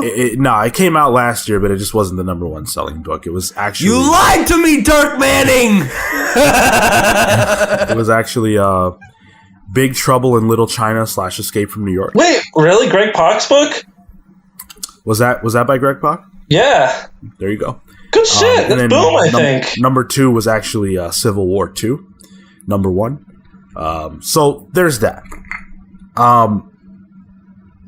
Yeah, I was shocked by that. That is shocking. Yeah. Who the fuck's reading Big Trouble in Little China? That just goes to show you, right? Who even knows what becomes a hit in comics? But the thing with this is that everything that DC has done, and Pete said this well, they've done their best to shift the narrative over to where, hey, these are two of the biggest and best in the industry. We are respectful of Watchmen. This is not Justice League versus Watchmen. This is not Batman fighting Rorschach in the streets of Gotham. This is about people. This is about emotion. This is about humanity. This is about, big stakes, big things that really do matter. And that's important. But those are the things that make up the story and have nothing to do necessarily with how people are going to look at this from the outset. There are plenty of people who won't read these articles. Plenty of people who won't watch that trailer. Plenty of people who will see that trailer and say, "Oh, that's BS. That's just a guy selling a comic." So my question to you guys is, can all of this work to sell this book? And is DC putting themselves at risk by publishing this? I don't think so. Yes. Marco, why yes? Well, yes to the first point, and then to the second one, I'm going to say yes as well. Well, not risk, but they're going to be under scrutiny. like it's not going to be anything that's like, oh, it's going to bring down the company, but it'll be something that will be like, oh, see, this is why you don't do it. That kind of talk and that kind of feeling if it fails or something. It's like when Wonder Woman was coming out, and we were worried that like if the movie wasn't good, then people were like, see, you can't make a movie with a female lead. Yeah. Right. I that's the worst case scenario in my mind. I don't see any scenario where this hurts DC's bottom line in a significant way, because frankly, we see events come out and suck and flop all the time, and like it doesn't really matter. Like, if everything else DC was doing was bad, then sure, then this could be a really significant like blow to them. But worst case scenario, this makes, I think more than anyone, it makes Geoff look bad. It's weird, actually. I think this is a little bigger than your typical event. In a time where events are truly saturated by both companies, Doomsday Clock is being pushed and conjured in a way that's much different than any other event. This genuinely, to me, comes off in the way it's being pushed as the biggest event from DC since Flashpoint. This the biggest event in comics since probably Flashpoint in terms of the way it's being pushed. Yeah, but that's the thing is like that's just push, like that's PR, and like that matters if it is that. But if it isn't, I think it'll be like what Marco said. It'll be everyone being like, look, see, we knew this was going to suck. This is why you don't do this. Why did you do this? Fuck you. And then they'll move on. Like, I really believe that. Like, I do. Because it's like, when you look at how many other books DC has right now that are successful, that have nothing to do with this, like, this sucking isn't going to make, you know, the Young Animal stuff unsuccessful, or the Hanna-Barbera stuff that they're doing unsuccessful. It's not going to affect most of their superhero books long term, probably. Like, I just don't. I think if it matters, it matters. And if it sucks, it becomes a punchline. And that'll suck for a year or 6 months. But I don't think it hurts DC's future, considering they've been making a lot of other really good decisions where their comics are concerned. I don't think this like rattles everyone's faith in them, and then they're like, oh, I'm not gonna read Tom King's Batman because Flashpoint sucked. Or Doomsday Clock. Or not Flashpoint. I'm sorry. You said Flashpoint before and it Freudian slip. Because Doomsday Clock. Doomsday Clock sucks. I was genuinely confused, but I just went with it. I was like, okay, yeah, all right, Pete. Sure. Yeah, so I don't know that it affects their bottom line significantly, unless it's a hit. Maybe. It remains to be seen. I agree with Phil's point. Divorce from quality, especially because this is something that hasn't come out yet. This book has the feeling like it matters more than your average event. It comes across as something that's not just, hey, we need a yearly event. What are we teeing up now? It's Flashpoint level in the sense that everybody knew that Flashpoint was going to change the way that DC published books, and it was going to alter the characters on a fundamental level going forward. That's what this feels like. That's how they're talking about this. And so in that sense, the success or failure of Flashpoint mattered. And I think, to me, the success of Doomsday Clock matters in that same vein, especially when you tack on the Watchmen factor because of the negative buzz surrounding the fact that they are including Watchmen characters in this book. And I think, that the fact that before Watchmen came out and was received the way it was plays into this. But of course, this is all just, idle talk and speculation. And it's up to the people, not even up to DC, to be honest with you, because the quality of the book is going to be what it is. That's on Johns and Frank. It's up to the people to decide whether this is a success by buying it or not buying it. That's ultimately what it comes down to. Buying it or not buying it, and how they talk about this book. And the narrative of the people who talk about this on message boards all over the place, and people like us who do podcasts. So, I want to end this with a question. Will you guys buy Doomsday Clock number 1 through 12? Maybe not 1 through 12, but I'll buy the first one. Yeah, same here. I'm not going to commit to something if I'm not interested in it. You know, it's like I'm interested by the promise of what Geoff is talking about, but the proof's in the pudding. You know, if I read the first issue and I enjoy it, I'll keep reading it. If I read the first issue and it doesn't grab me, I'll probably wait and see what you think. Phil? Yeah, I'm buying all 12. I'm not a monthly or a weekly reader. The only book I'm pulling now is Mr. Miracle by Mr. King. What up, TK? And Mitch. But no, this one's really intriguing to me. I'm definitely gonna buy it on an issue to issue basis because I appreciate the magnitude. I appreciate the talent. I want to see what they do. Well, there you have it. 4 out of the 5 Comics Pals are committed to at least buying the first issue. We don't know about the fifth one. Yeah, that's a whole other can of worms. But he doesn't live in America anymore, so it doesn't matter, right? Yeah, the only things that happen are in America, right? And this is where God pays attention. I can't even joke. So stay tuned for that. Again, the book does drop in November. More specifically, I believe it drops on November 22nd.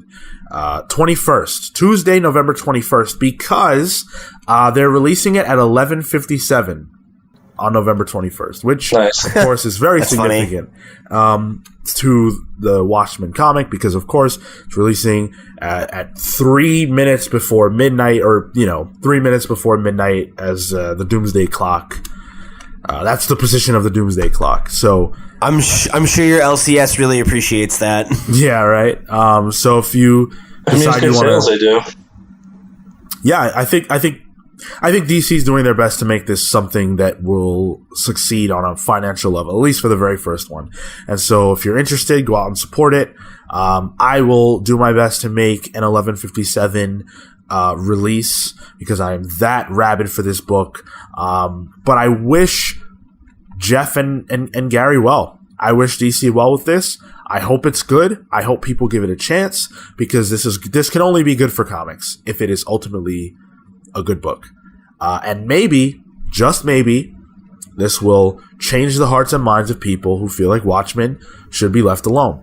Hold the phone here, Sean. I'm Alan Moore. Let me chant an incantation to prevent you from buying this fucking book. No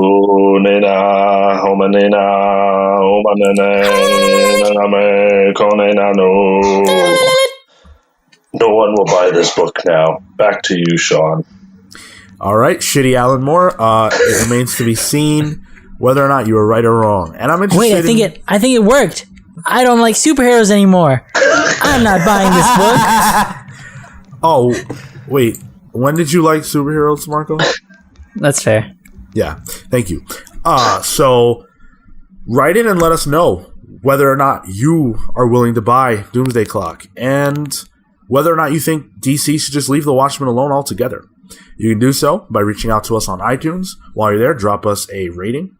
And then, of course, all other podcast hosting platforms are where you can find the show. You can hit us up wherever your social media is sold. We are at the Comics Pals, where you can talk to us about Doomsday Clock or the success of Wonder Woman or anything else that we talked about on this or any other episode of the Comics Pals. You can write to us at thecomicspals@gmail.com, where we will happily accept your email and read it on the show if we think that what you said makes sense.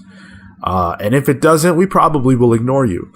That's not true, because we're desperate for people to talk to us. No, we'll probably read it anyway. Yeah, absolutely.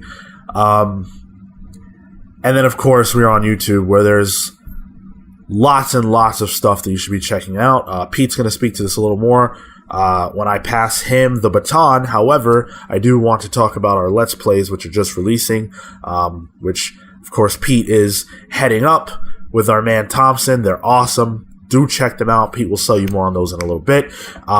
But we've got our History of the Defenders video and more stuff like that coming down the pipe. So if you haven't jumped on that bandwagon yet, definitely do and subscribe to the channel to make sure you keep up to date with everything that Comics Pals are doing on YouTube. So with that out of the way, Pete, let's start with the plugs.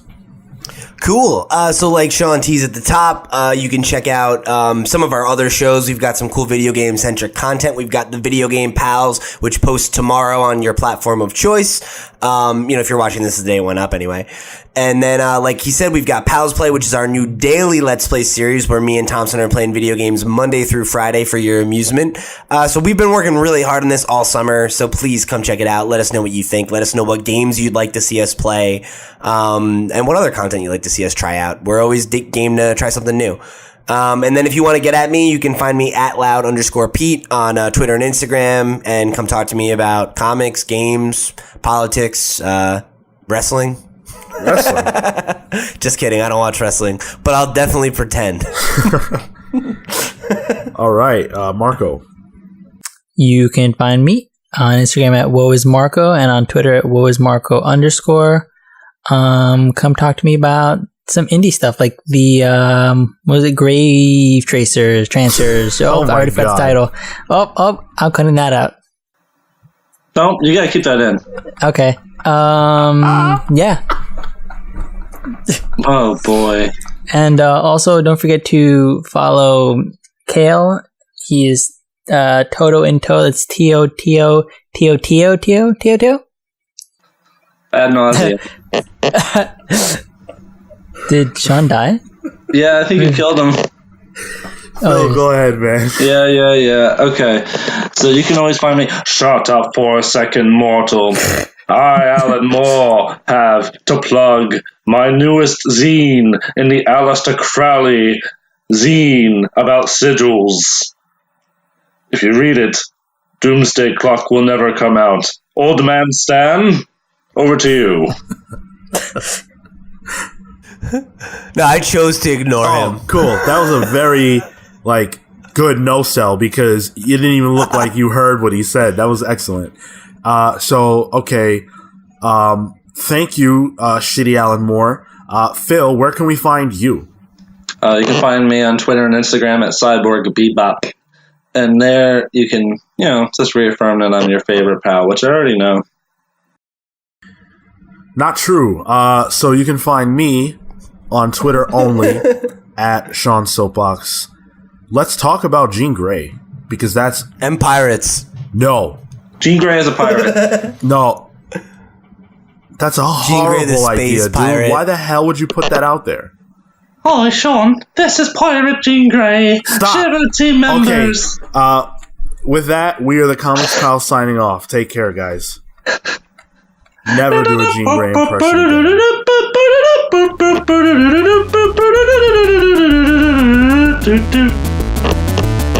Phoenix.